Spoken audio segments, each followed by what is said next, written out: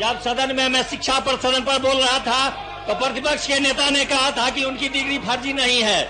उनको यह मालूम नहीं है कि डिग्री किसे कहते हैं। उनको डिग्री 7वीं 8वां 9वां पास करने पर डिग्री नहीं मिलता है। जब तक आप माध्यमिक की डिग्री नहीं परीक्षा नहीं पास कर लेंगे तो आपकी डिग्री नहीं वैध कही जाती है। महोदय, उनके पास कोई डिग्री नहीं है। महोदय, मैं आपके माध्यम से प्रतिपक्ष के नेता से कहना चाहता हूं कि भगवान के लिए वे नहीं कहें कि उनके पास डिग्री वैध है।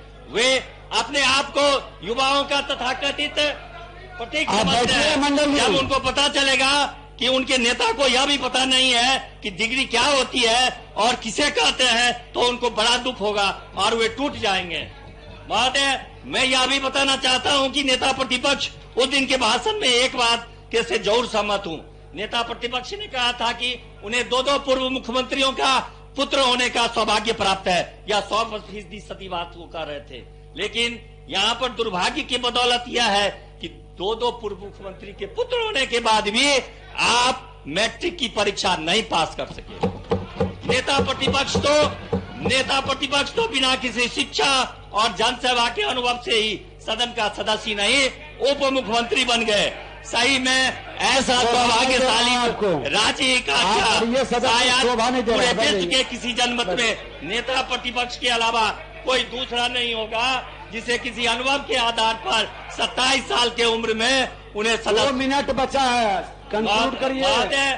माले के साथियों ने आरोपित मंत्रियों को हटाने के लिए बड़े बड़े पोस्टर लगाए हुए थे। आपने उसे हटवाने का काम किया था। एक कहावत है, जो खुद शीशे के घर में रहते हैं दूसरे पर ईटा नहीं फेंकते हैं। इस 17वीं विधानसभा के माले के 12 सदस्य हैं, जिसमें 10 विधायकों ने स्वयं पर आपराधिक मामले होने की घोषणा कर रखी है, जिसमें से 8 सदस्यों द्वारा गंभीर मामलों की घोषणा की है। दलितों की बात करने वाले दलित उत्पीड़न के 25% सदस्य उत्पीड़न में आरोपित हैं। 50% धारा 300 IPC 302 के आरोपित हैं।